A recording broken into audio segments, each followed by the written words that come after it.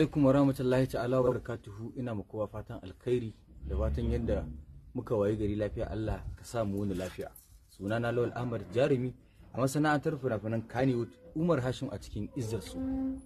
Jiya ana ta kira na mutane da dama daga garuruwa da dama na Najeriya, ana cewa an ce musu na mutu.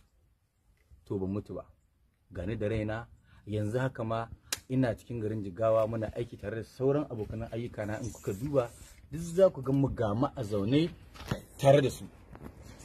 To saboda haka ina so in shaida ma al'umma musulmai masu kaunan mu cewa wannan magana da ake ta yadawa cewa Lawan Ahmad ya rasu, ya mutu, ko ya yi accident, ya yi hadari a mota, ya mutu, to ba gaskiya bace ba. Lawan Ahmad ina nan da raina, kuma ina so mutane su san cewa kowa zai mutu a rayuwarsa, to amma kowanne da lokacinsa.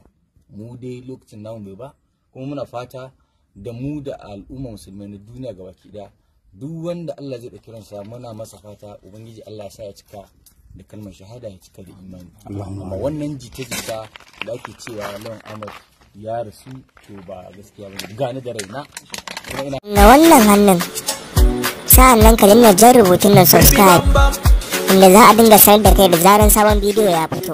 Mun gode.